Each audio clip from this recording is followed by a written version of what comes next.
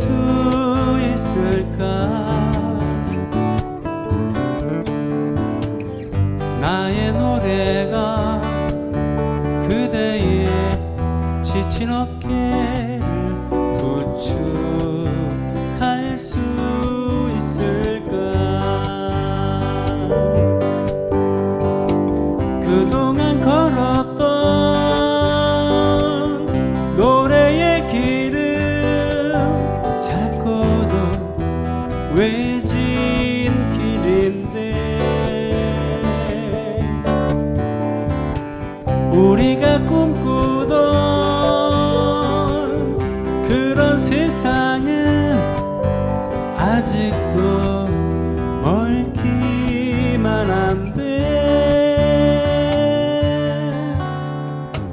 기타 하나 메고 혼자 가는 길에 누가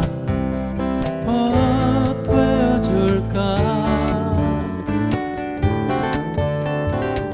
웃음 띤 얼굴로 알아봐준다면 그대 위해 노래하겠네.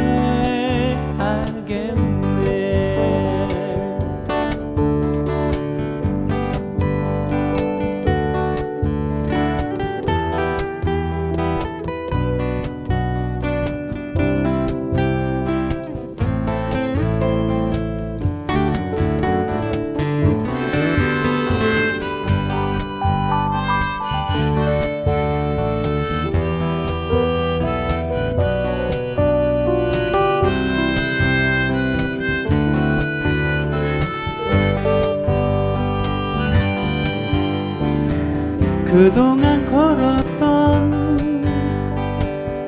노래의 길은 작고도 외진 길인데 우리가 꿈꾸던 그런 세상은 아직도 멀기만 한데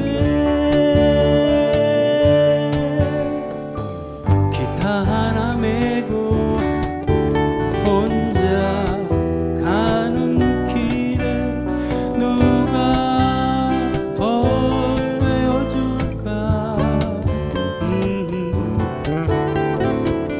웃음 띤 얼굴로 알아봐준다면 그대 위해 노래하겠네.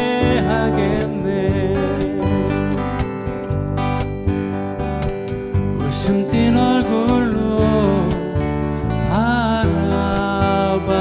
알아봐준다면 그대 위해 노래하겠네.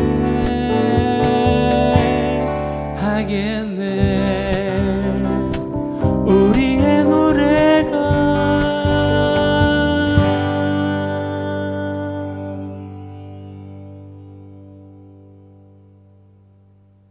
안녕하세요. 저는 노래 만들고 부르는 손병휘입니다. 예, 성남민예총에서 준비하는 문예 아카데미 음악 부문이죠. 그 청년문화 50년 이렇게 얘기를 합니다만 그 시리즈 중에 오늘 세 번째입니다.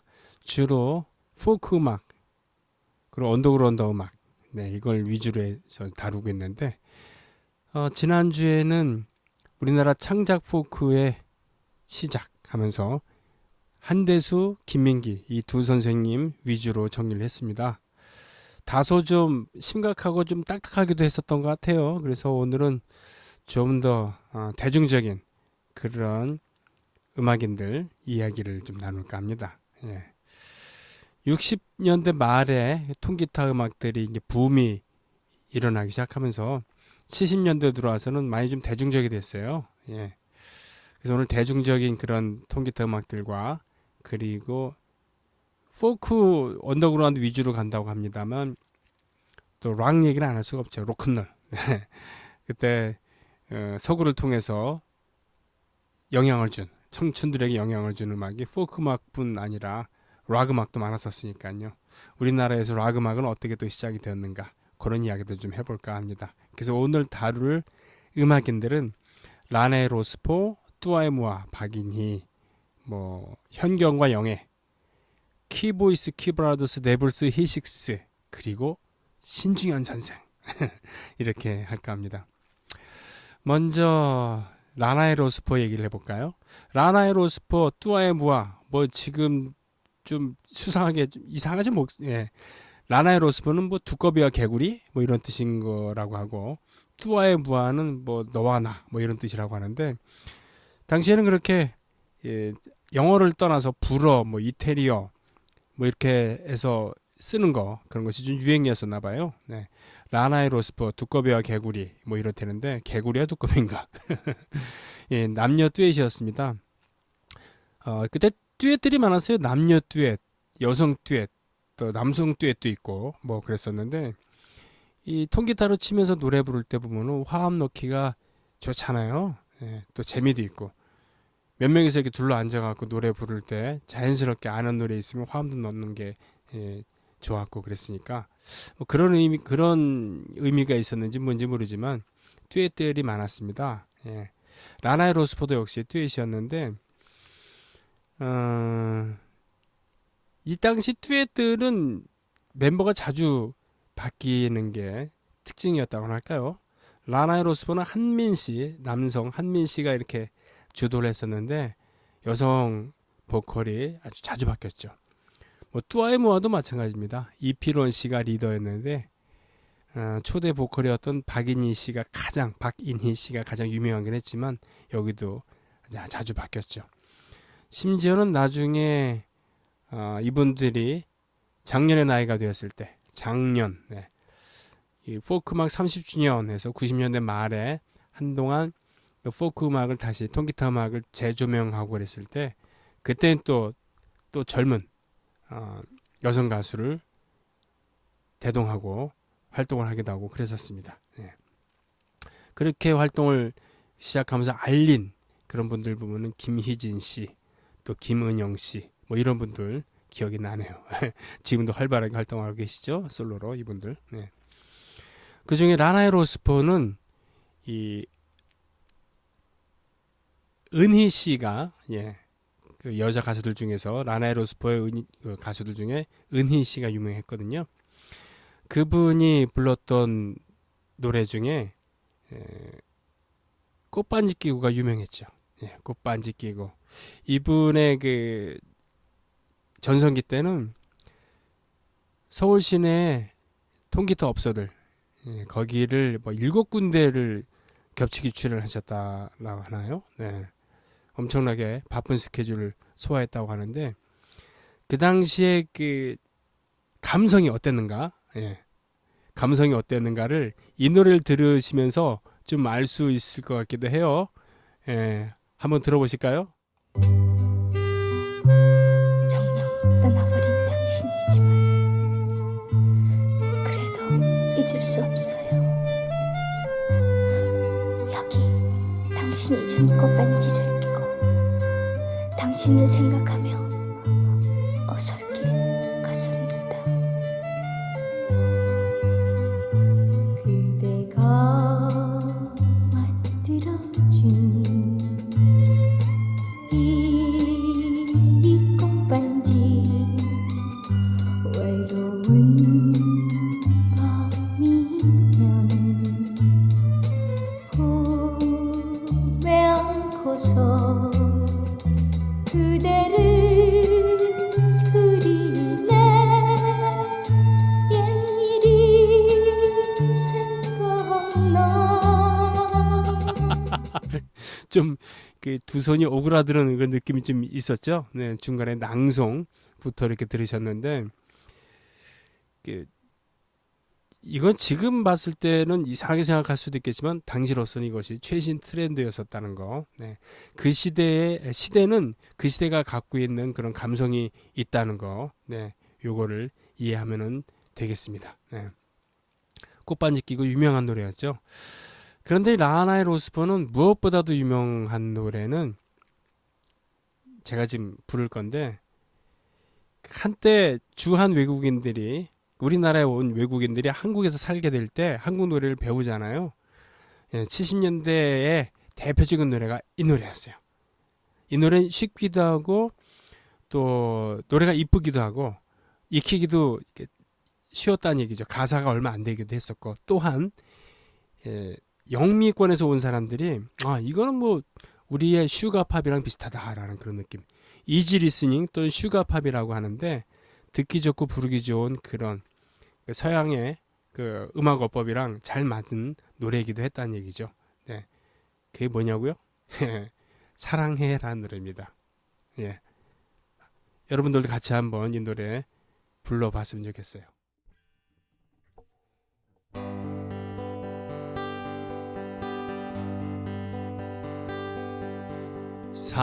사랑해 당신을 정말로 사랑해 당신이 내 곁을 떠나간 뒤에 얼마나 눈물을 흘렸는지 모른다오.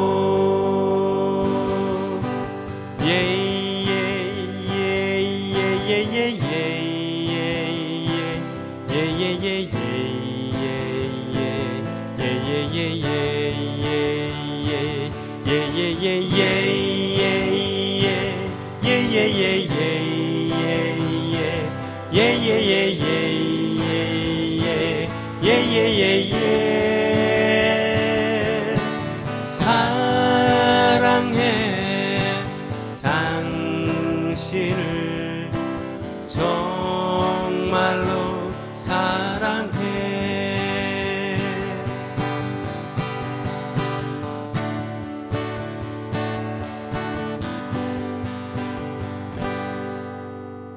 멀리 떠나버린 못 잊을 님이여 당신이 내 곁을 떠나간 뒤에 밤마다 그리는 보고 싶은 내 사랑아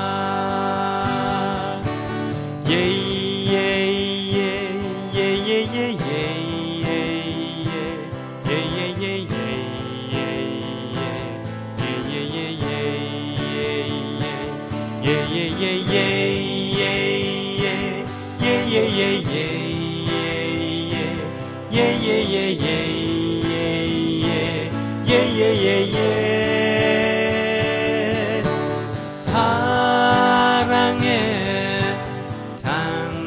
당신을 정말로 사랑해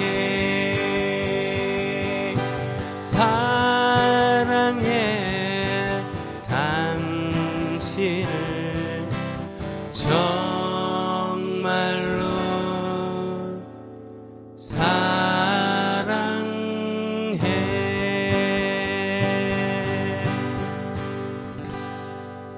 어떠십니까? 예, 사랑해 당신을 정말로 사랑해.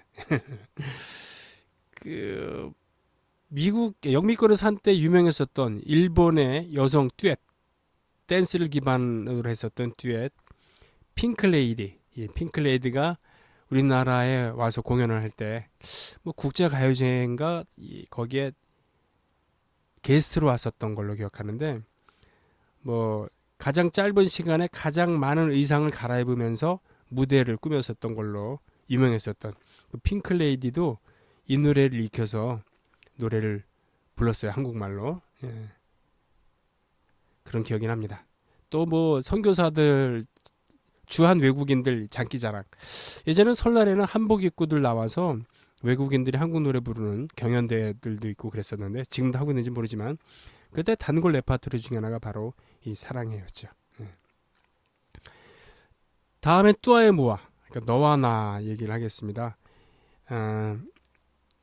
이필원 씨가 주도를 했다고 했습니다만 뭐 추억 뭐 이런 노래 있었고 또 스카보로의 추억, 예? 스카보로 페어를 번안했던 이런 노래들도 있었습니다만 무엇보다도 이 뚜아의 무아의 슈퍼스타는 박인희 씨였죠.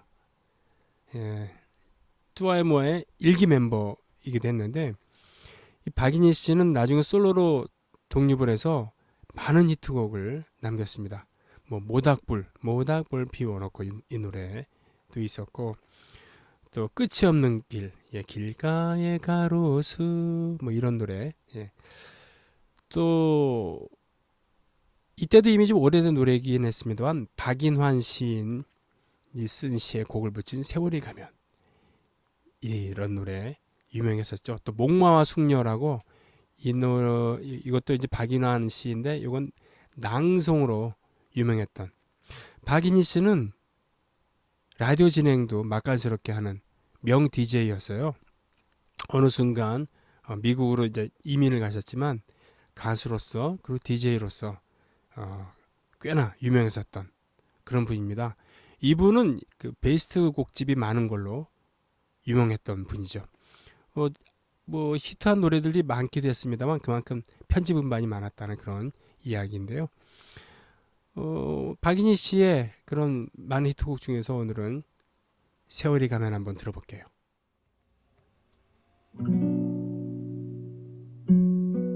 지금 그 사람 이름은 잊었지만 그 눈동자 입술은 내 가슴에 있네. 바람이 불고 비가 올 때도 나는 저 유리창밖 가로등 그늘의 밤을 잊지 못하지. 사랑은 가도 옛날은 남는 것 여름날의 호숫가 가을의 공원 그 벤치 위에 나 해마다 가을이 오면 제가 꼭 부르는 노래이기도 합니다. 세월이 가면. 지금처럼 매체가 다양하지 않아서 1970년대, 80년대 이럴 때는 FM 라디오를 끼고 사는 청춘들이 많았습니다. 네. 공장에서 노동을 하던 아니면은 집에서 수험생으로 공부를 하게 되던 밤늦게 일하는 사람들, 밤늦게 공부하는 사람들에게 FM 방송은 정말 좋은 친구였거든요. AM 방송과 달리 음질이 깨끗하고 또 음악이 많이 나오고 또 음악을 어떻게 또 하냐면 신청을 해요. 지금처럼 SNS를 통해서 바로바로 신청을 하는 게 아니라 엽서로 보내죠. 우편 엽서를 보내면 열흘 정도의 시차를 두고 신청을 합니다. 듣고 싶은 날, 듣고 싶은 프로그램에. 그러면 그 열흘 정도 시차를 두고 운이 좋으면은 당첨이 되죠. 왜 운이 좋으면이라고 하냐면 그게 경쟁률이 아주 치열했거든요. 그리고 또 그 경쟁에서 이기기 위해서 가진 모양으로 엽서를 만들기도 하고 글씨도 쓰고 그림도 그렸어요. 그래서 예쁜 엽서전도 했었죠. MBC 방송국 같은 경우는 해마다 연초에 바로 그런 엽서들 모아서 예쁜 엽서전을 하기도 했었어요. 지금도 하고 있는지 모르겠습니다. 예. 그럴 때 DJ들은 정말 인기 있는 그런 청소년들의 우상이었죠. 우리나라의 DJ의 역사는 1960년대 중반에 그 동아방송 DBS라고 있었어요. 나중에 80년대 언론 통폐합으로 KBS로 넘어갔습니다만 어쨌든 이 동아방송의 프로듀서였던 최동욱 씨가 팝 음악을 소개해야 되는데 아나운서가 너무 그 음악에 대해서 무지하니까 발음도 엉망이고 막 잘못 읽고 그러니까 화가 나서 어느 날 자기가 그냥 해버린 거예요. 그런데 그게 주요해서 엄청난 인기를 얻게 된 것이죠. 이분이 방송가에서는 우리나라 DJ 1호라고 했습니다. 그 후에 그런 유행을 업고 다운타운, 즉 시내에서 그런 음악 다방이나 카페에서 음악을 소개해주던 DJ들이 방송으로 진출하게 되거든요. 그렇게 진출하셨던 분들이 저도 뭐 성함으로만 들었는데 피세영 씨, 또 꽤 늦게까지 방송을 하시다가 그래요. DJ로서 결국 생을 마감한 이종환 씨, 박원웅 씨, 또 김광한 씨, 뭐 이런 분들이라고 합니다. 네. 그리고 꽤 오랫동안 70년대, 80년대에 그렇게 카페에서 직접 메모지를 통해서 신청 음악을 받고 그 사연을 읽어주기도 하고 뒤에 LP판을 이렇게 틀어주기도 하는 DJ라는 직업이 있었습니다. 요즘에 레트로 열풍으로 인해서 LP바, 요즘에 LP바의 형태로 남아있는 몇 군데 가면은 또 그런 분들이 계시기도 하죠. 박인희 씨도 인기가 있었던 그런 DJ였다는 그런 얘기입니다. 예. 노래 한 곡 하겠습니다. 박인희 씨의 유명한 히트곡들 중에 이태리 깐소네를 번안한 노래가 있었어요. 마가본도, 방랑자란 이름으로 번안을 했습니다만 이거는 이태리의 니콜라 디 바리라고 하는 싱어송라이터의 마가본도를 번안한 것이었죠.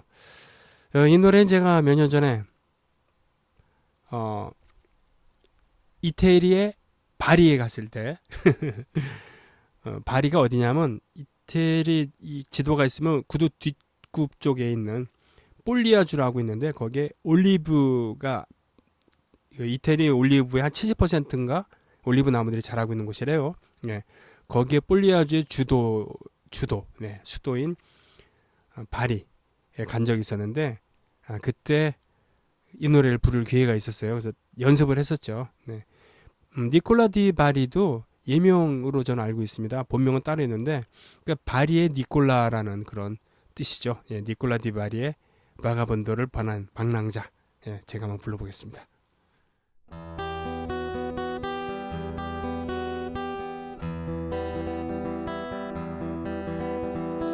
그림자 벗을 삼아 걷는 길은 서산에 해가 지면 멈추지만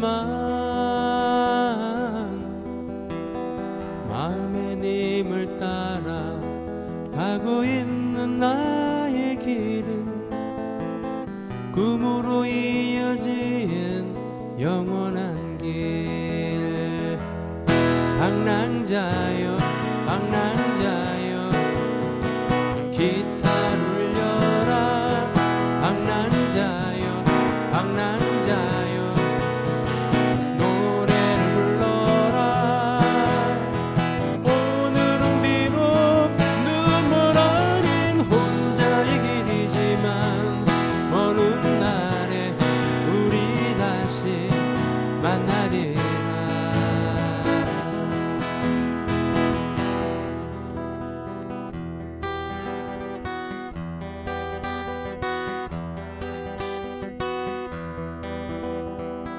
그림자 벗을 삼아 걷는 길은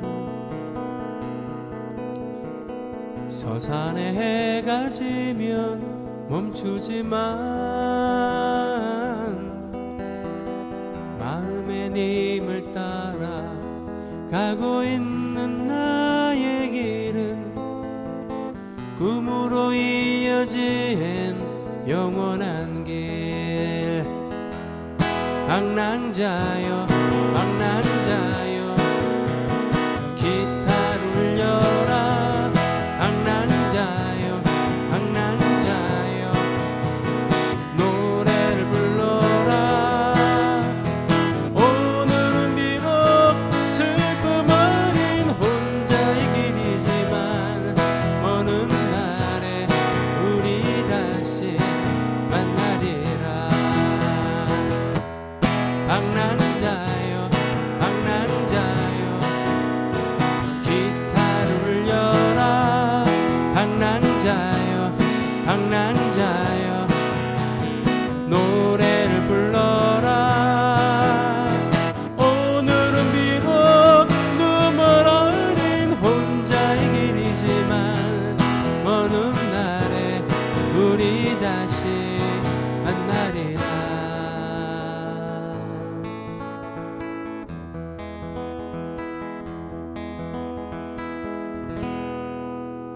터졌어요.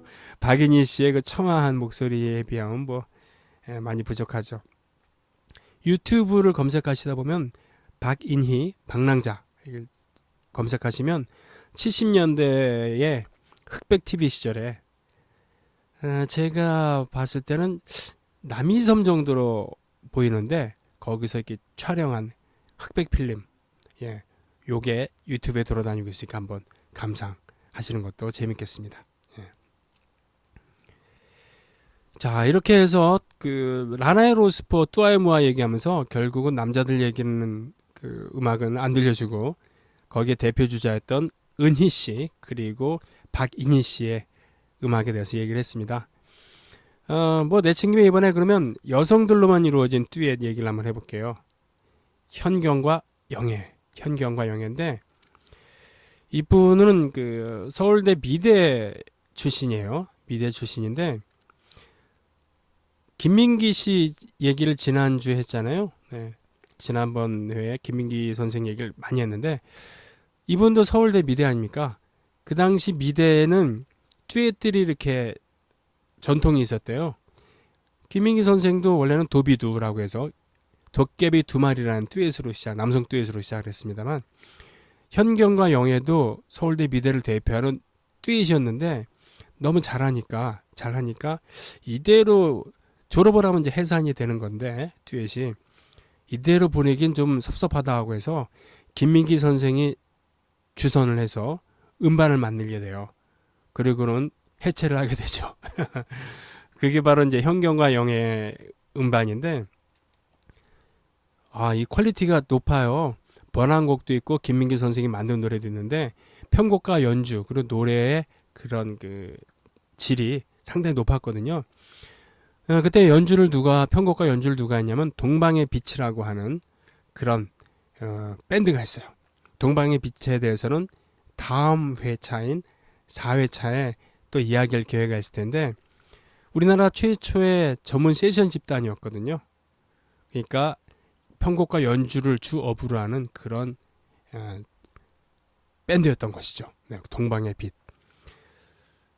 그분들이 나중에 우리나라 가요계에 상당히 중추적인 역할을 많이 하기도 하고 그랬습니다만 어쨌든 당대 최초이자 최고의 그런 세션의 도움을 받아서 현경과 영애가 괜찮은 음악을 내보였어요.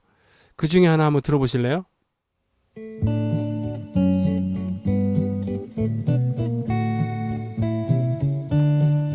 햇빛 따스한 아침 숲속 길을 걸어가네 당신과 둘이 마주 걸었던 이정든 서잇길을 보랏빛 꽃잎 위에 당신 얼굴 웃고 있네 두 손 내밀어 만져보려니 어느새 사라졌네 그리워라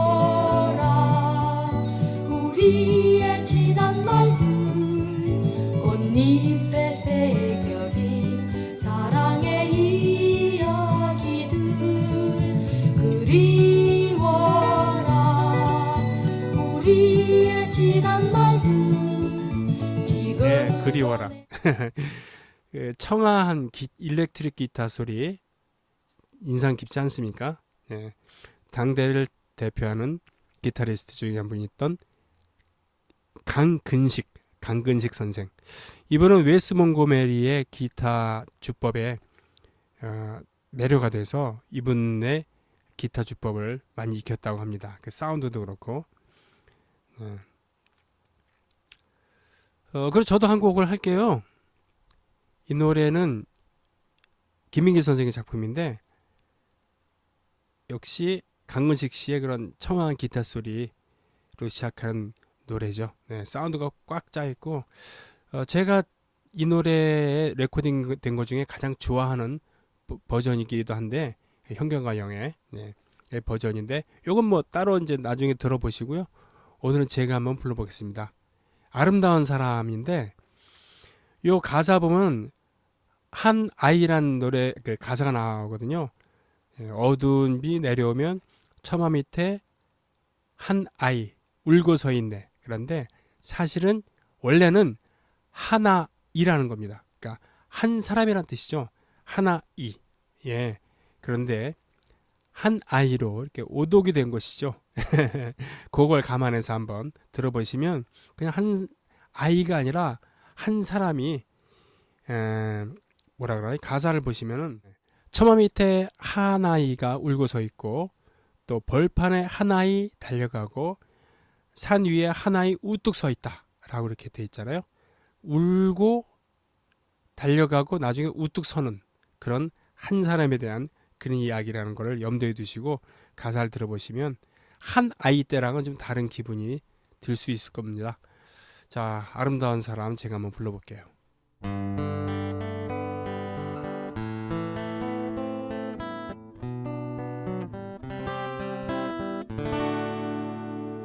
어두운 빛 내려오면 처마 밑에 한 아이 울고 서 있네. 그 맑은 두 눈에 빗물 고이면 아름다운 그는 사람이여라. 쇠찬 바람 불어오면 벌판에 한 아이 달려가네. 그 더운 가슴에 바람 안으면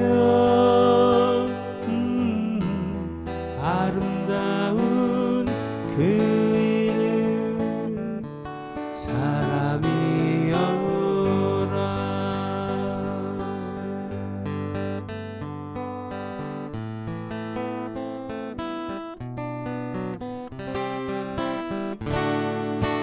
새하얀 눈 내려오면 산 위에 한 아이 우뚝 서 있네. 그 고운 마음에 노래 울리면 아름다운 그이는 사람이여라.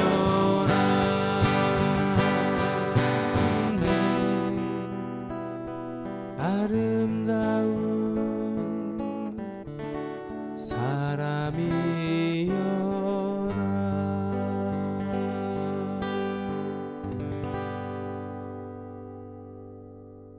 어떠셨어요? 예, 이렇게 해서 듀엣 이야기들 좀 했어요. 예.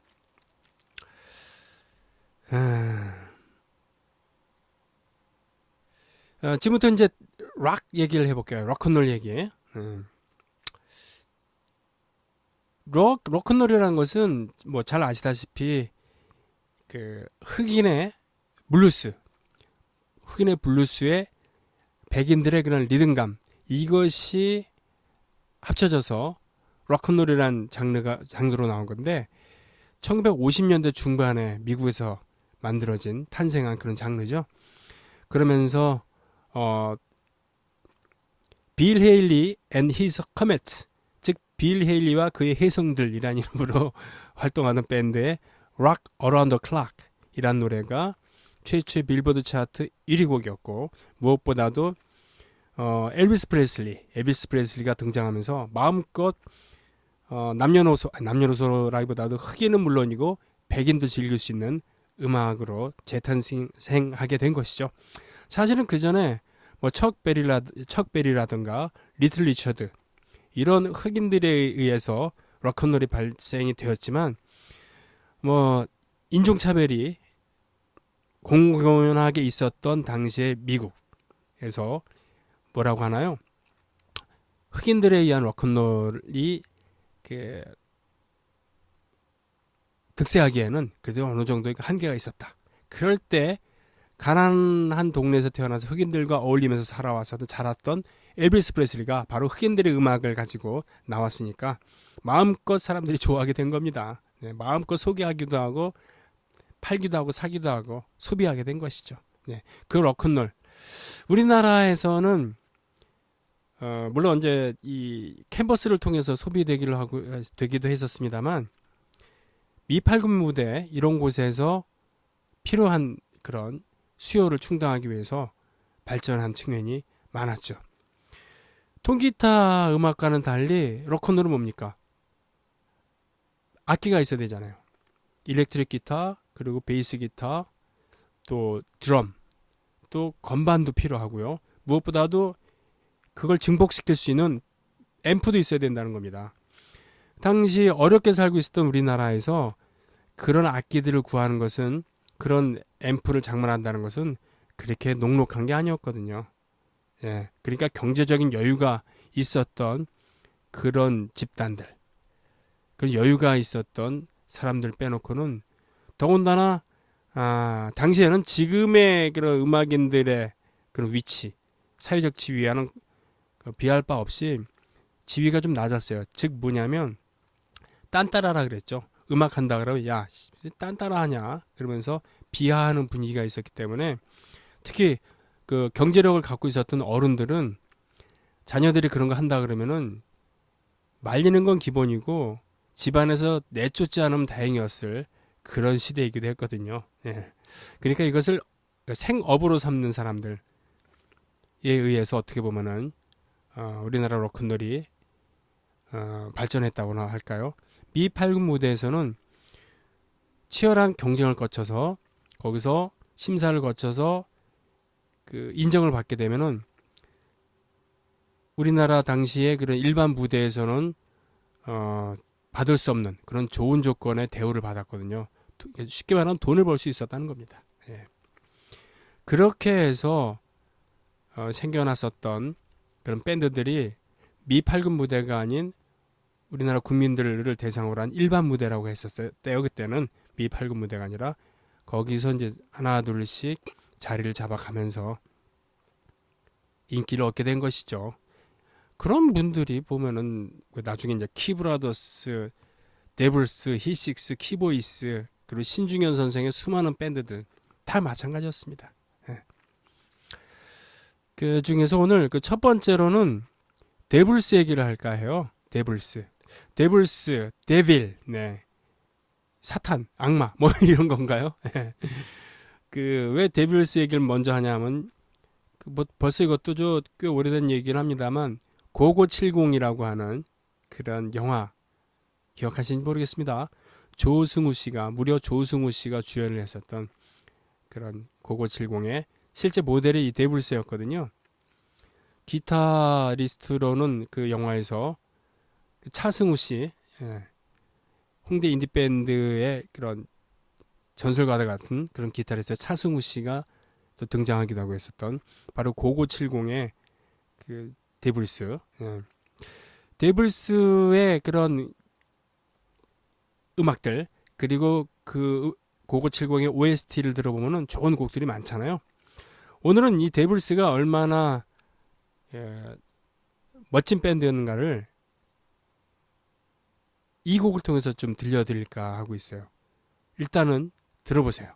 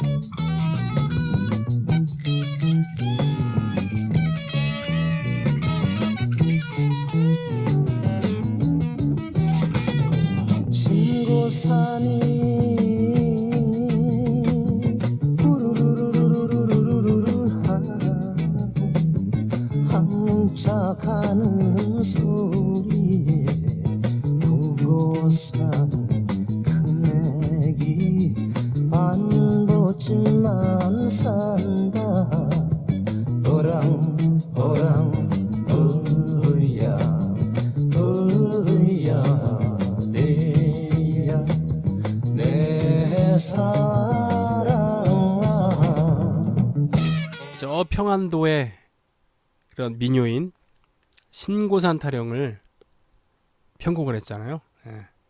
데블스는 흑인 음악을 했어요. 예. 그 미팔군 무대도 여러 가지 종류가 있거든요. 그러니까 만약에 미팔군 영내에서 연주를 하게 될 때는 장교 클럽, 부사관 클럽, 또 병사들이 이제 모이는 그런 곳, 뭐 대강 이렇게 그 세 군데 정도의 장소가 있다는데 취향이 달랐다고 합니다. 장교들은 주로 백인들이 많으니까 백인들이 즐기는 컨츄리라던가 스탠다드 팝, 뭐 이런 것을 연주를 많이 할 수밖에 없었고, 또 흑인들이 주류를 차지하는 그런 클럽 같은 데에서는 흑인 음악을 하는데 바 데블스 같은 경우는 바로 이 흑인 음악에 천착했다는 겁니다. 그래서 그 고고 70을 그 영화를 보시다 보면은 아주 그 리드미컬한 그런 음악들을 하거든요. 거기에 이제 흑인 음악, 당시에 소울이라고 있었어요. SOUL. 60년대 흑인 음악을 전체로 소울이라고 통칭을 했었거든요. 소울. 네. 소울 음악이라고 했었는데 바로 그 음악을 좋아해서 나중에 이은하라는 가수가 밤차라던가 뭐 이런 노래 할 때 빠밤 빠밤 빠밤 빠밤 멀리 기적이 우네 할 때 그런 리드미컬했었던 음악을 바로 이 데블스가 연주를 했었다고 합니다. 이은하 씨의 초창기 음악에는 바로 이 데블스의 그런 진한 연주가 뒷받침이 됐었죠. 예, 육감적인 그런 율동을 하면서 선굵은 목소리, 허스키한 목소리로 아리송해 이런 거 부를 때도 바로 이 데블스가 해줬던 겁니다. 근데 데블스가 이 신고산 타령을 이렇게 멋지게 편곡을 할 줄 알았던 그런 밴드였죠. 예. 이 데블스의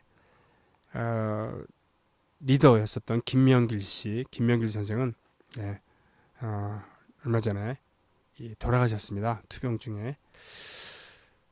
이 데블스가 펜타포트 락 페스티벌에 등장해서 고고 70 개봉한 후에 젊은 층들의 그런 뜨거운 환영을 받으면서 펜타포트 락 페스티벌에 등장했었을 때 저도 구경을 했었거든요. 멋있었습니다. 진짜 흰 모자에 흰 양복, 흰 구두를 입고 지금 고인이 되신 김명길 선생이 무대에 섰었죠. 예. 자, 사실은 이 데블스는 신고산 타령도 있었지만 가장 유명했던 노래는 어떻게 보면 흑인 음악과는 관계 없었던 노래였는데 그게 바로 이 노래죠. 그리운 건너. 네, 요 신고산 타령만 듣기에는 좀 아쉬우니까 이 그리운 건너를 잠깐 들어보도록 하죠. 그리운 건너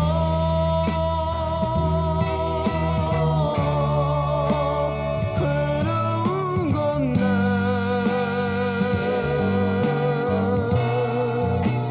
그리운 건너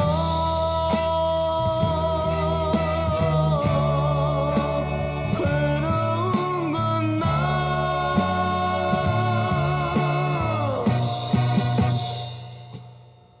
파란 산들 위에 나 홀로 앉아서 하얀 구름 위에 그 이름 띄어보네. 예, 그리운 건너. 찐한 느낌이 좀 있죠. 예. 다음에는 키브라더스, 키보이스 얘기를 좀 해볼까요? 네. 키브라더스, 키보이스는 원래 태생이 같습니다. 예. 지금은 목사로 활동하시기도 하고 또 음악 대학 을 또 운영하기도 하신 윤한기 선생이 그 시작했던 그런 밴드라고나 할까요? 예. 윤한기 선생은 그 동생 윤복기 선생과 더불어서 아주 어린 나이부터 음악을 했었던, 또 음악을 할 수밖에 없었던 그런 분이죠. 그분들의 부친이신 윤북일 선생은 일제시대 때부터 꽤 그 다재다능한 그런 아티스트로 가수 또 연주자 또 무대 연출가 등등 무대의 모든 것을 할 줄 알았었던 그래서 그분의 이름을 땄던 윤북일 북일북일시오라는 것을 이끌기도 했었던 분인데 이분이 이제 그 일찍 돌아가시고 그러면서 거의 그 고아처럼 이렇게 지내게 됐었던 윤한기 또 윤복희 이 오누이가 어렸을 때부터 그 무대에 서기 시작한 것이죠. 그러면서 나중에 윤복희 씨 같은 경우는 우리나라에서 최초로 미니스커트를 그 입고서 무대에 서고 미니스커트를 소개한 그런 분위기도 했는데 윤한기 선생은 밴드를 하게 됩니다. 그러니까 우리나라 밴드 초창기에 빼놓을 수 없는 분이에요. 키보이스라는 이름으로 시작을 했는데 이분이 그 당시 그 월남전에도 이제 위문이라고 해서 그런 음악인들이 월남전 특수를 따라서 가서 이렇게 계약을 맺어서 전쟁터에서야말로 한가할 때 안전한 곳에 왔을 때는 이런 문화적인 이런 감성이 필요하니까 영화도 상영하고 이런 쇼단도 있고 그랬을 때 갔다 오니까 자신들의 동료나 또 후배였던 분들이 키보이스라는 이름으로 활약하는 걸 보고서 자신은 키브라더스라는 이름으로 그 밴드를 만들게 됩니다. 예. 그러면서 히트곡도 이렇게 만들었는데 특히 이제 별이 빛나는 밤에라는 노래를 히트를 시키거든요. 그래서 그 인기에 힘입어서 라디오 프로그램이 생기죠. 그 이름을 딴 그게 바로 별이 빛나는 밤입니다.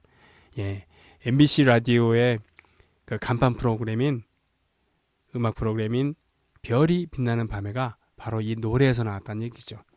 자, 키브라더스 즉 윤한기 선생의 젊은 목소리가 담겨 있는 별이 빛나는 밤에 들어보시죠.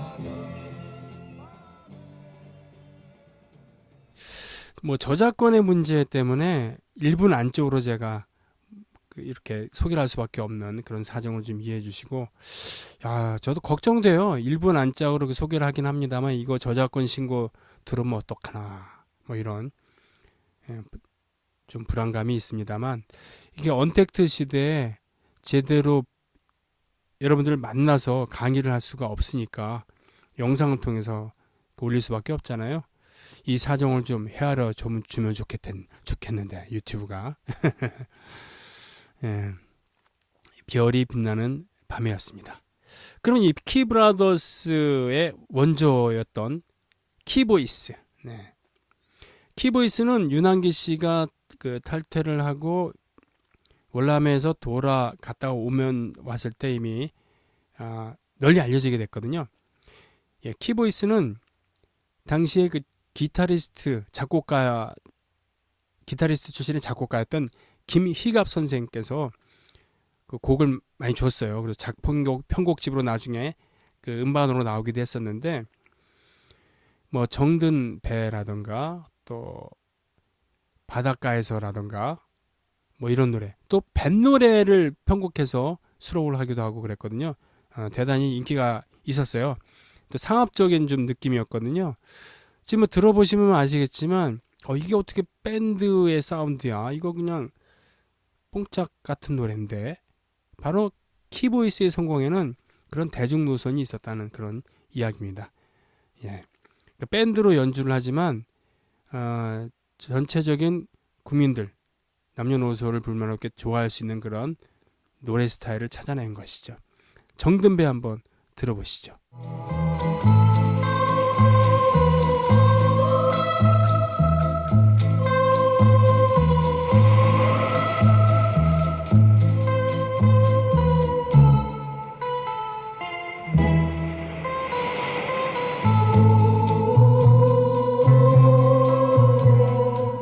달 그림자에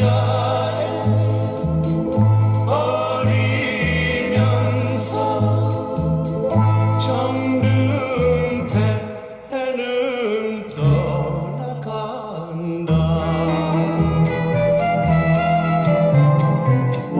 원해는 내 마음이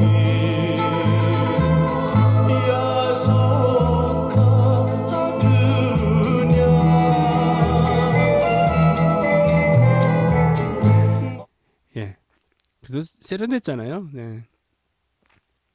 그리고 키보이스 하면은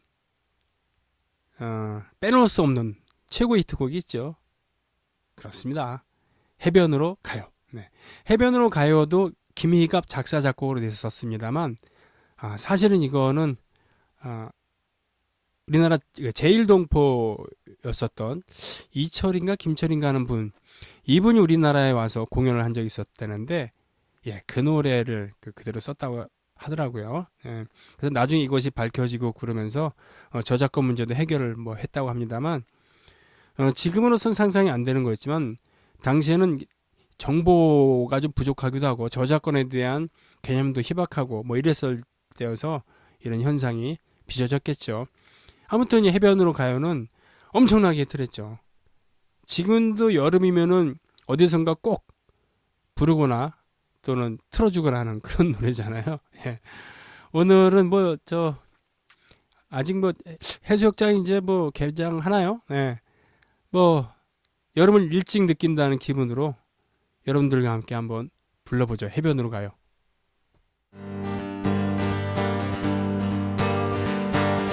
별이 쏟아지는 해변으로 가요. 젊음이 넘치는 해변으로 가요. 달콤한 사랑을 속삭여줘요. 연인들의 해변으로 가요. 사랑한다는 말은 안 해도 나는 행복에 묻힐 거예요. 불타는 그 입술 처음으로 느꼈네. 사랑의 발자국 끝없이 남기며 별이 쏟아지는 해변으로 가요. 해변으로 가요. 사랑한다는 말은 안 해도 나는 행복에 묻힐 거예요. 나는 행복에 묻힐 거예요. 나는 행복에 묻힐 거예요.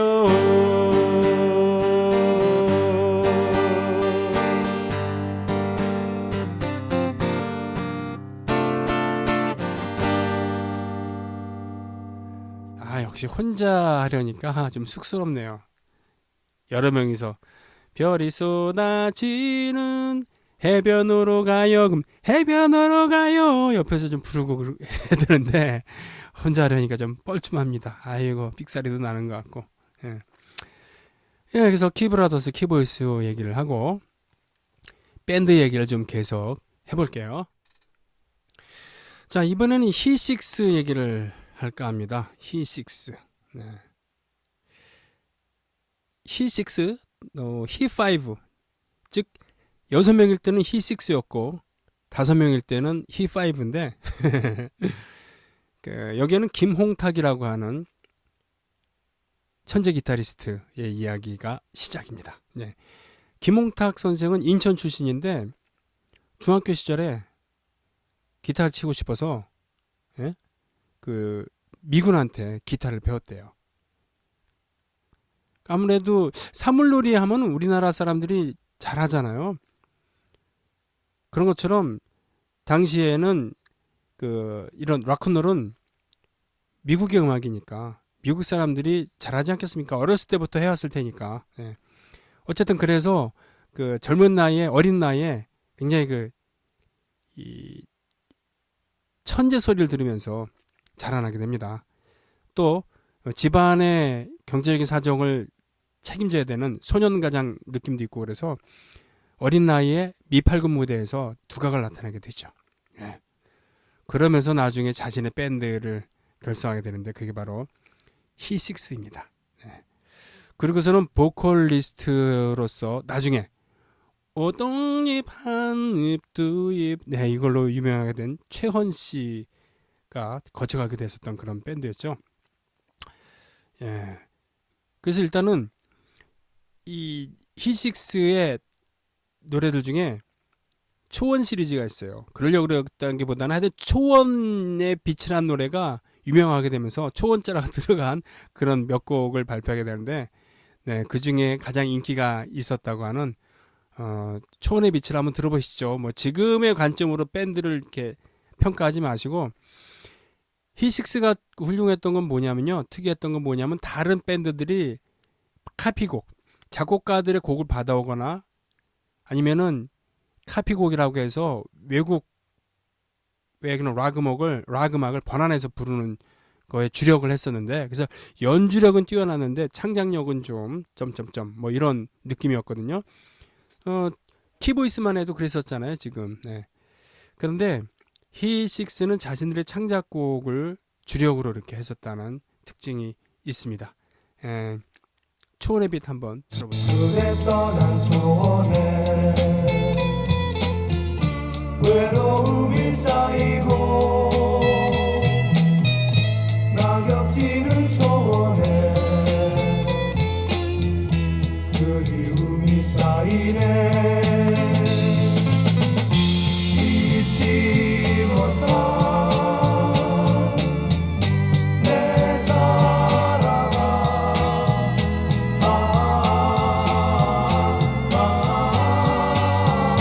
사랑하는 내니만 아름다운 그 추억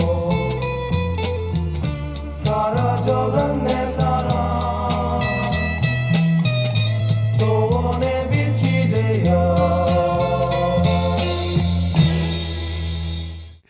그래요. 좀 이때의 음악을 들어보면은 락 음악을 들어보면 좀 그런 느낌이 들어요. 그러니까 곰팡이 냄새가 짙게 배어 있는 그런 오래된 그런 LP가 쫙 이렇게 있는 그런 LP 전문업소 이런 데 앉아 있는 그런 기분. 그리고 뭔가 좀 비장한 느낌. 사나이 말이죠. 사나이.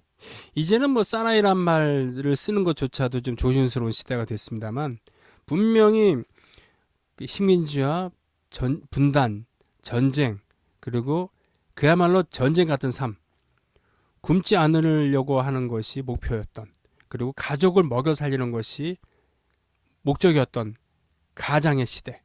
예.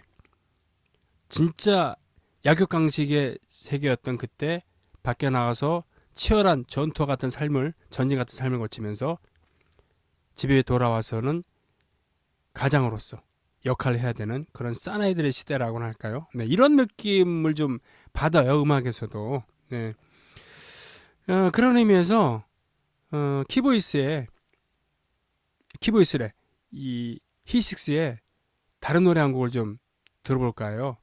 요거는 바로 그런 사나이 그런 느낌을 제가 짙게 받는 노래인데 이 노래는 어떻게 작곡이 됐냐면 히6의 그 리더인 김홍탁 선생의 그 소속사 레코드 소속사라고 할까요? 음반사 사장의 아들이었던 분이랑 김홍탁 선생이랑 밤새워 가면서 만들었던 노래라고 합니다. 처음에 이 오보의 소리로 쫙 시작을 하거든요. 예. 뭔가 팍 비장한 느낌 드는데 여기 보컬 맡으셨던 분이 이제 돌아가신 최헌 선생입니다. 최헌 씨 한번 들어보세요. 이게 당신은 몰라라는 노래입니다. 당신 이 마음 몰라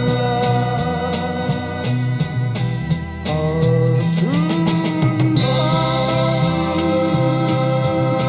지새는 이 마음 세월이 흐르면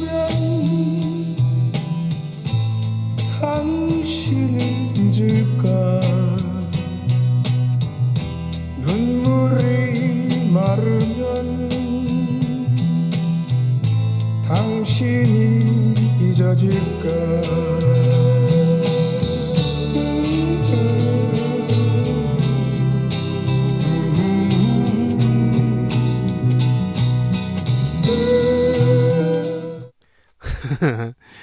비장하죠. 네. 최헌 씨의 목소리 참 좋았었는데 아이고 예. 세상 고인의 명복을 빕니다. 김홍탁 선생은 지금 그 자신이 유튜브를 진행하기도 하고요. 그리고 성공한 또 음악가이지 않습니까? 서울 재즈 아카데미를 창립을 하신 그런 분이기도 하고 그렇기 때문에 자신의 유튜브 방송 또 자신의 스튜디오 뭐 이런 거를 운영을 하면서 원로로서 존경을 받고 계십니다. 이제 신중현 선생에 대한 얘기를 좀 해야 되겠군요. 신중현 선생은 전쟁터, 그러니까 한국 전쟁 통해 가족이 해체되는 그런 아픔. 그래서 친척 집에 그 얹혀 산다고 할까요? 그러면서 기타에 눈을 뜨게 됩니다. 예. 그리고 어리지만 재능을 인정을 받아서 음악학원을 드나드는 사람에게 추천을 받아서 미팔군 무대에 서게 됩니다. 미팔군 무대에서 두각을 나타내죠. 그러면서 재키신 또는 희키신이란 예명으로 활동을 하게 됩니다. 그러면서 항상 그 미군들에게 매우 인기 있는 그런 기타리스트였는데 이분이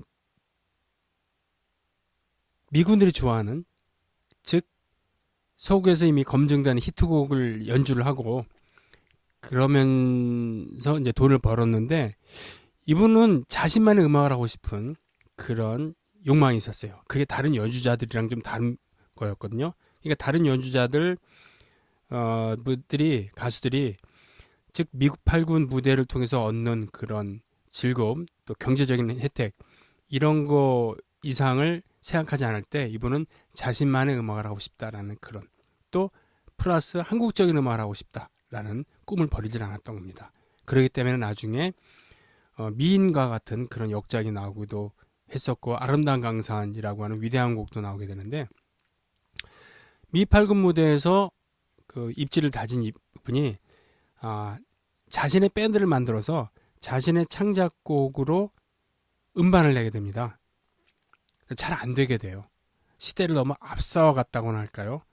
그렇지만 거기에 첫 음반에 수록됐던 여러 곡들이 나중에 리바이벌 되고 리메이크 되면서 널리 알려지게 됩니다. 그렇게 해서 음반을 냈던 팀 이름이 에드4예요. 에드4. 그러니까 4인조 밴드 모양인데 에드4라는 이름은 그 코드, 기타 코드 중에 에드4라는 그런 이름이 있어요. 예. 그러니까 C 에드4 하면은 C 즉 도음에 4 음을 첨가시켰다는 얘기거든요. 그러니까 도, 레, 미, 파 음을 추가시키면 이게 C 에드4가 되는데 그런 것처럼 밴드 이름을 에드4라고 짓고서 음반을 냈는데 잘 안 됐어요. 그 중에 이제 그 빗속의 여인이라던가 커피 한 잔 같은 그런 곡들도 있었는데 원래 오리지널 커피 한 잔이 어떤 곡이었는지 한번 지금 들어보세요.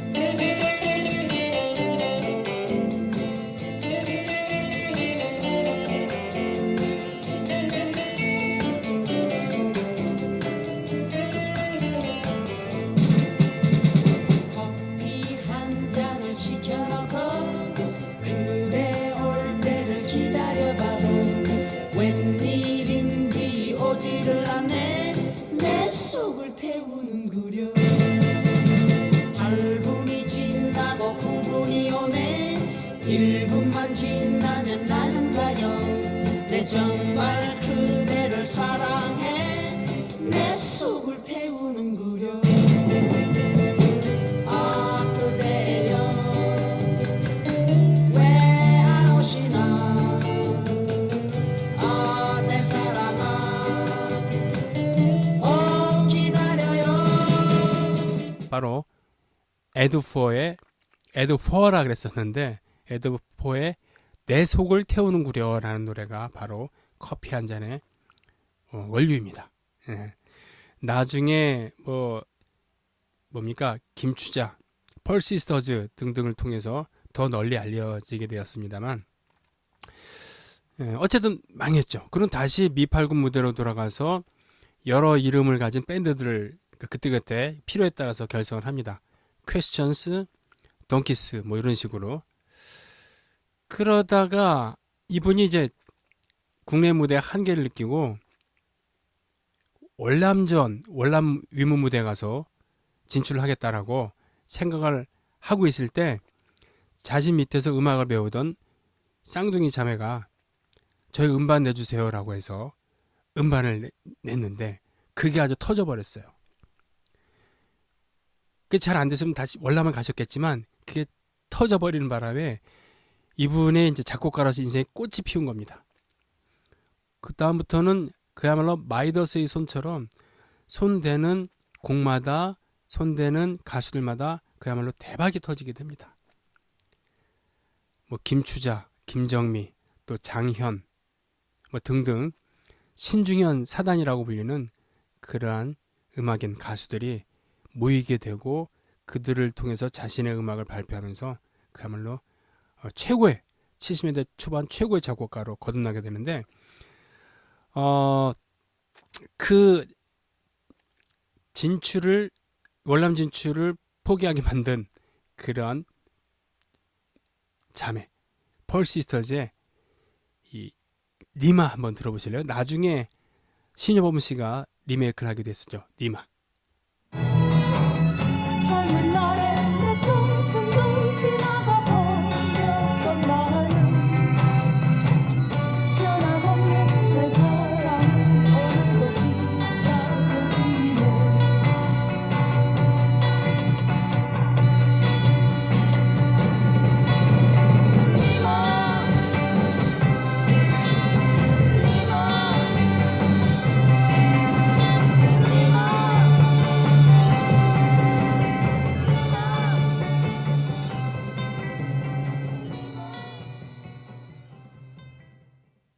멋있죠? 신중현 선생은 지난번에 김민기 선생만큼이나 그야말로 할 얘기가 많고 들려드릴 음악도 많아요. 예. 그 중에 덩키스 그러니까 당나귀잖아요. 그런 이름을 가진 밴드가 있었는데 신중현 씨가 만든 밴드 중에 그게 어떻게 된 거냐면 이분은 이교숙 선생이라고 하는 음악가에게 음악을 공부하게 돼요. 이때 이교숙 교수는 음대 교수인데 대중음악 수준을 좀 높여줘야 되겠다라는 생각에 대중음악가들에게 음악을 가르치는 클래스를 이제 열게 되죠. 예. 그 중에서 최우등생이 바로 신중현 선생이라고 하는데 그때 신중현 선생이 그 밴드 이름을 하나 청하게 되는데 묵묵하게 음악의 길 걸어가라 라는 의미로서 덩키스라는 이름을 지어줬다고 해요. 덩키스를 통해서 처음 발표된 노래가 나중에 영화로도 나오게 되죠. 이정현 씨가 주연을 했던 영화로도 나오게 되는 그 꽃잎이라는 노래입니다. 이 덩키스의 보컬은 이정화 씨인데 생각만큼 이 밴드가 잘 되진 않았지만 이 꽃잎이라는 노래가 처음 수록이 돼 있었다는 의미에서 이걸 소개해 드리겠습니다. 예.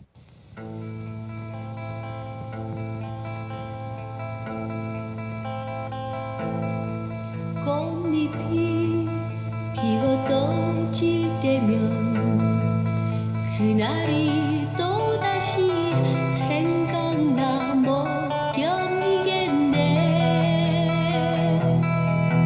서로가 말도 하지 않고 나는 돌아져서 그대로 와버렸네.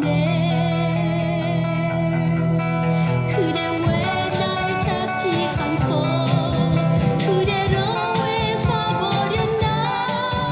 꽃잎 보면 생각하네. 왜 그렇게 헤어졌나. 꽃잎이 피고 또 질 때면 저는 신중현 선생이 우리 대중가요 역사상 가장 관능적인, 즉 섹시한 음악을 작곡을 했다고 생각합니다. 꽃잎도 보면은 라라라라라라라라 라라라라라라 이런 진행이 그냥 진행만 들어도 저는 그걸 느껴요. 아, 정말 섹시하구나. 예? 음악이 요염하구나. 뭐 제가 변태적인가요? 아니거든요. 예. 그런 점은 나중에 김완선, 80년대 김완선 씨가 직접 찾아가서 곡을 청했을 때 그 자세가 너무 그 마음에 들어서 그러니까 자신에게 찾아와서 음악을 청하는 그런 그냥 일개 댄스 가수인 줄 알았더니 음악에 대해서 진지하구나 싶어서 곡을 만들어서 준 거죠. 그게 바로 리듬 속의 그 춤물이었거든요. 라라라라라라 라라라라라라 예. 진행이 정말 관능적이지 않습니까? 뭐 이런 건데요. 이 자신이 갖고 있었던 신중현 선생 창작자로서 갖고 있었던 이런 관능적인 이런 속성, 특성을 가장 잘 발휘한 가수들이 있어요. 그 중에 첫 번째가 뭐니 해도 김추자 선생이죠. 뭐 널리 알려진 이야기입니다만 당시 최고의 담배, 청자라는 담배가 출시가 됐는데 그래서 담배는 청자, 노래는 추자. 즉 담배는 청자가 최고고 노래는 김추자가 최고다라는 건데 김추자 씨 같은 경우는 춘천 출신이고 또 교육자 집안의 그 세 번째 딸인가 그렇습니다. 그리고 판소리를 배워서 그런 경연대회에 나가서 동상을 받기도 했었던 즉 준비가 된 가수였던 거죠. 지금의 송소희 씨 같은 경우에 또 해당이 됩니다만 그런 전통적인 창법을 익히게 되면은 가요를 부를 때 엄청 힘 있는 목소리로 나오게 되죠. 그래서 김추자 씨에게 공을 들여서 김추자 씨가 일약 최고의 가수가 되게 하는데 바로 신중현 선생의 역할이 절대적이었어요. 뭐 나중에 스캔들도 터지고 또 워낙 이 무대에서 방송 펑크도 많이 내서 어느 순간 몰락을 하게 됐었습니다만 전성기 때 김추자 선생은 정말 대단했었죠. 자, 그런 노래 중에 하나 이 노래 들어보시겠습니다. 그렇게도 잊었나 세월 따라 잊었나 웃음 속에 만나고 눈물 속에 헤어져 다시 사랑 안우리 그대 잊으리 그대 나를 만나고 나를 버렸지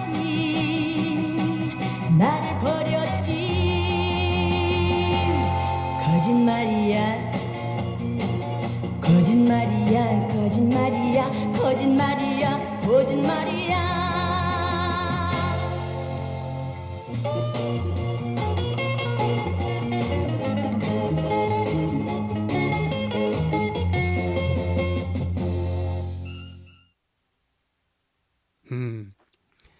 거짓말이야. 이 노래 금지됐었죠. 그 이후에 사실은 신중현 선생이 자기가 갖고 있었던 음악적인 그런 생각, 예, 이상이랄까요? 70년대 초반에 신중현 선생은 사이케델릭 음악을 좋아했어요.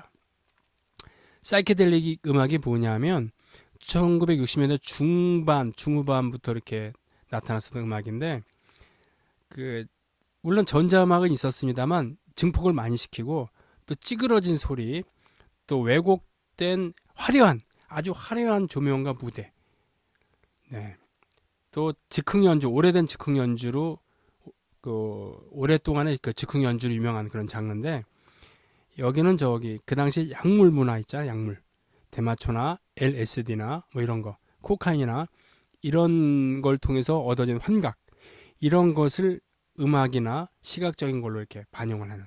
그래서 사이케델릭이라는 것은 음악만 있는 게 아니라 그 다른 장르도 이렇게 있었어요. 네. 네, 그런 것에 이제 총체적인 이런 느낌, 이런 건데, 그래서 그 다음부터 우리가 흔히 얘기하는 사이키 조명이라고 하는 아주 화려한, 복잡한, 현란한 조명도 나오게 되고, 또 그런 환각 상태에서 봤던 이미지, 이런 것을 그림으로 표현을 하게 되면 흐르게 되거든요. 또 글자도 몽글몽글하면서 길게 이렇게 왜곡되는. 예. 당시 음반들을 보면은 디자인에 그런 게 나타나요. 비틀즈 러버 소울 같은 음반 같은 거 보면은 멤버들의 얼굴도 길게 이렇게 사진을 왜곡시켰고 글자도 좀 이상하게 썼어요. 네. 그런 거 보시면 되겠고요. 바로 자신의 사이키델릭한 음악을 전적으로 구현을 해줄 페르소나를 만나게 됩니다. 그것이 바로 김정미 씨예요. 김정미. 이분은 김추자 씨와는 달리 그야말로 김추자 씨는 판소리도 공부했었던 기본이 된 가수 뭐 이런 건데, 김정미 씨는 그런 거와 좀 달랐기 때문에 처음부터 그러니까 이 신중현 선생이 하고픈 대로 이렇게 조각을 한 거죠. 예, 만든 가수입니다. 그래서 음반을 녹음을 할 때 처음에는 서서 부르지 못하겠대요. 왜? 서서 부르면 목소리는 잘 나오지만 신중현 선생이 표현하고 싶었던 감성이 좀 덜 살아있다라는 거예요. 그래서 앉아서 부르게 하니까 그 감성이 더 이렇게 나타났다 이거죠. 그래서 사이키델릭의 여제라는 별칭이 있었을 만큼 신중현 선생의 의도가 제대로 드러났던 그런 가수인데요. 그분의 노래 중에 대표곡 바람을 들어보시겠습니다. 바람. 세상 보리 위에 움직이고 있는 하얀 구름 속에는 그대의 모습이 있네. 바람같이 날아 아무도 몰라. 그를 지켜보며 날아가고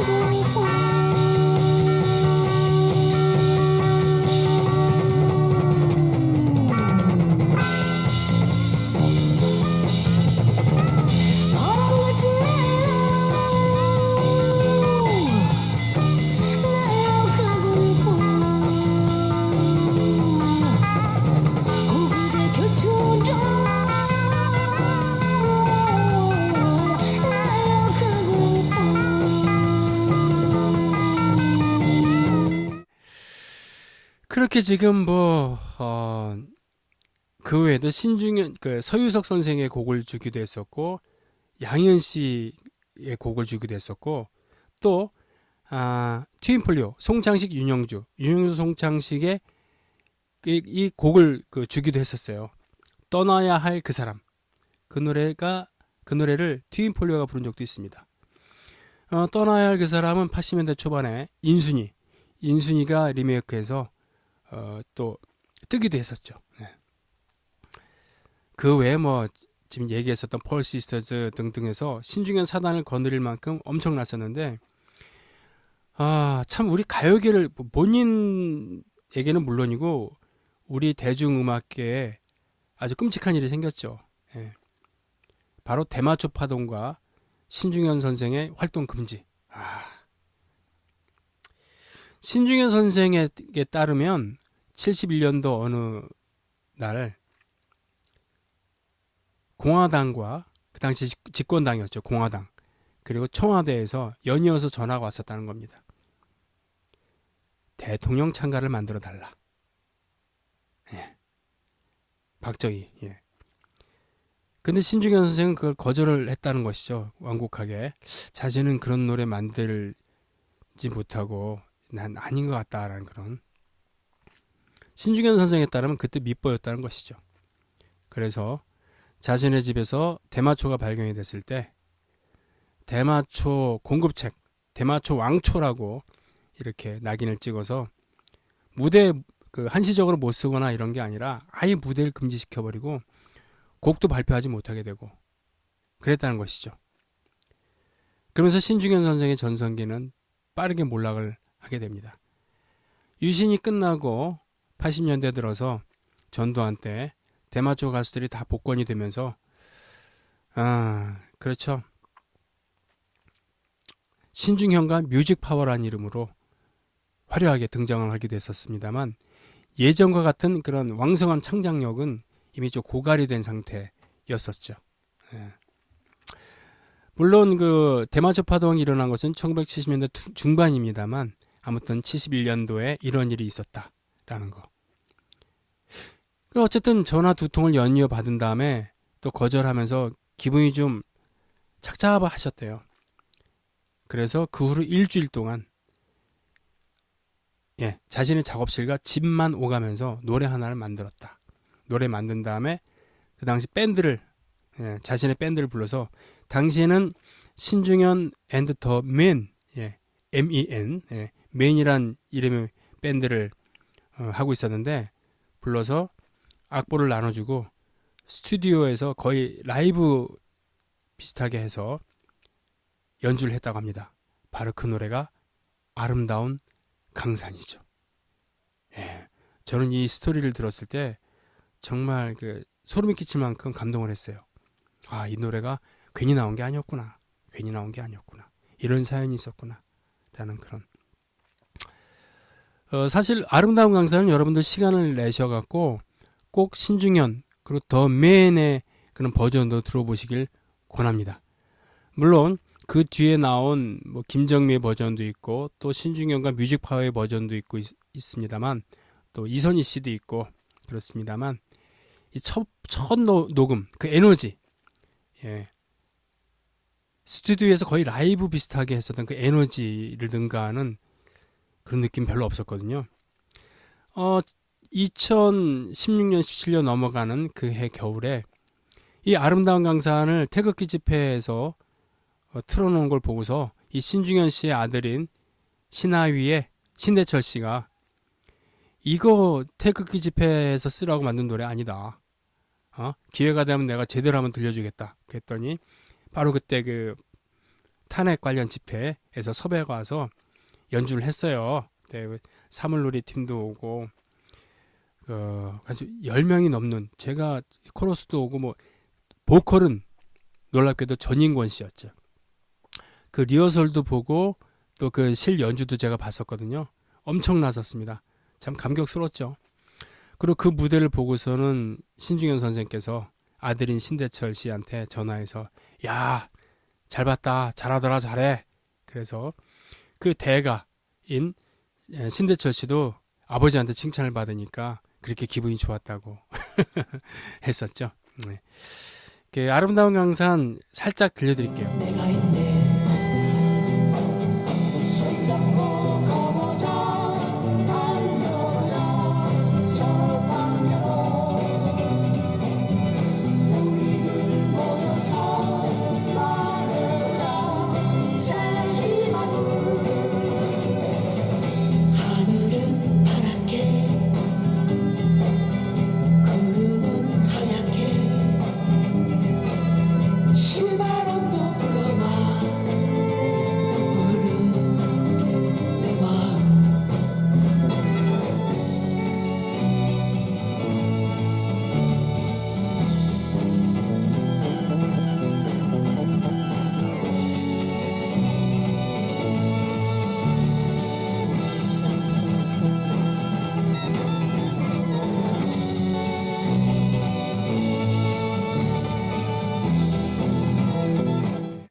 신중현 더맨 버전의 아름다운 강산인데 꼭 전곡을 한번 들어보시기 바랍니다. 네. 이렇게 해서 신중현 선생에 대해서 간단하게 얘기를 뭐 했습니다. 제가 무슨 음악평론가도 아니고 또 이 연구자는 더더욱 아니죠. 그러나 이제 음악을 하는 사람으로서 이렇게 저렇게 공부를 하기도 하고 남들보다는 조금 더 아는 거에 불과한데 뭐 오늘까지 3회를 지금 진행을 하고 있습니다만 이것도 제가 알고 있는 그런 범위 내에 그런 청년 문화 또 음악 뭐 저는 몰랐던 과거의 얘기들이니까 얼마나 뭐 정확할까 싶지만은 그래도 제가 공부하고 제가 생각하고 있는 그런 것에 벗어나지 못한다는 건 그건 좀 감안하시고 여러분 함께 하시면 되겠습니다. 자, 다음 주에는 말이죠. 다음 주에는 이 포크 음악의 한국 통기타 음악의 전성시대에 대해서 얘기를 할게요. 60년대 후반에 등장하기 시작했었던 그런 한국의 통기타 음악이 70년대 중반에는 엄청나게 그래도 인기를 얻게 됩니다. 몇 면으로 보면 뭐 이장희, 김세환, 김정호, 어니언스, 4월과 5월, 송창식 뭐 등등인데 이분들이 얼만큼 일세를 풍미를 했었고 또 어떻게 갑자기 몰락하게 되었는가에 대해서 이야기를 나누고 또 다양한 음악을 또 들려드리고 또 제가 또 불러보기도 하겠습니다. 여러분 다음 주에 뵙겠고요. 마지막으로는 제가 신중현 선생의 그 대표곡 중에 한 곡이고 바로 64년도에 나왔었던 에드포 그 음반에도 있었습니다. 그리고 나중에 90년대는 김건모 씨가 리메이크를 하게 됐었죠. 이 노래가 나온 지가 지금 거의 만으로 57년이 됐어요. 그런데도 참 전혀 빛바래지 않은 그런 세련됨이 있고 모던하죠.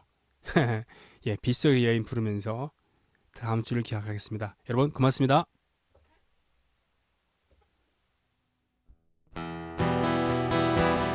잊지 못할 빗속의 여인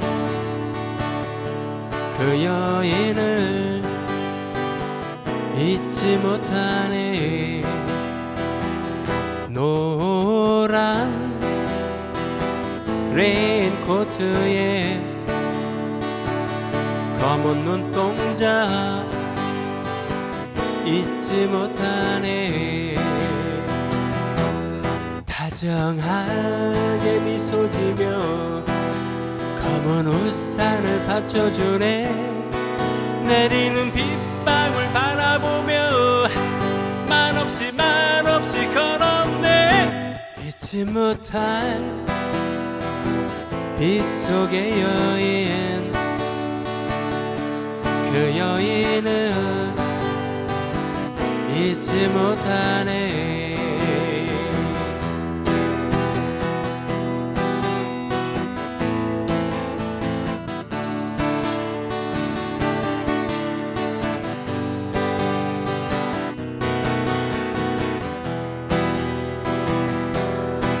다정하게 미소 지며 검은 우산을 받쳐주네 내리는 빗방울 바라보며 말없이 걸었네 잊지 못할 빗속의 여인 그 여인을 잊지 못하네 잊지 못할 빗속의 여인 그 여인을 잊지 못하네 잊지 못할 빗속의 여인 그 여인을 잊지 못하네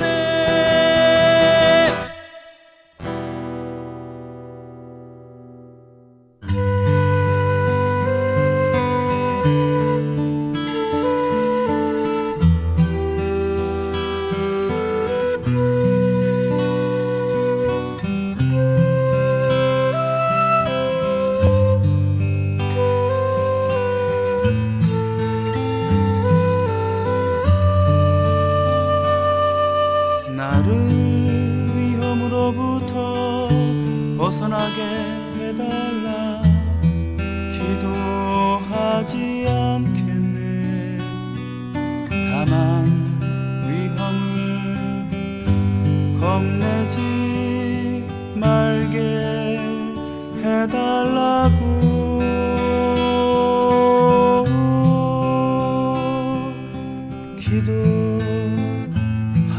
기도하겠네. 나의 고통을 잠재워 달라고 기도하지 않겠네. 다만 고통을 극복할 용기를 달라고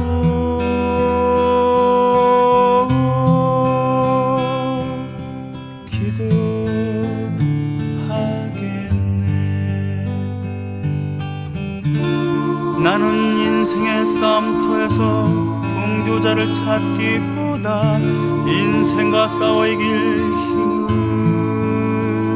바라겠네.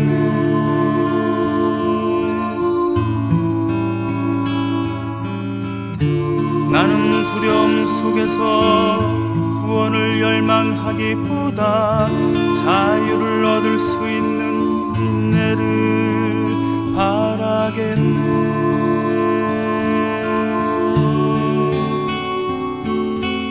나의 성공에서만 당신을 느끼는 겁쟁이가 되지 않도록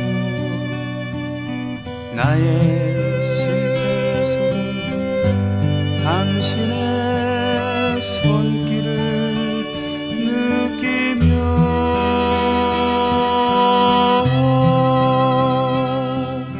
알게 해주소서.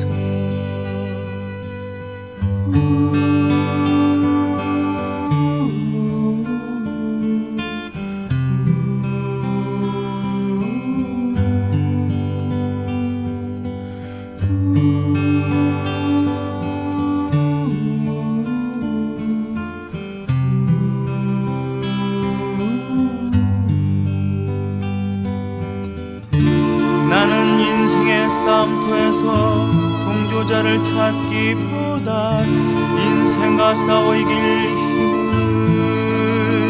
바라겠네.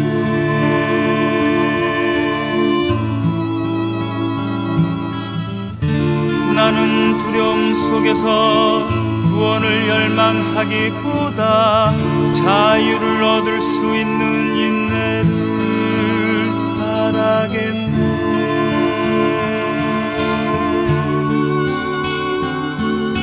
나의 성공에서만 당신을 느끼는 겁쟁이가 되지 않도록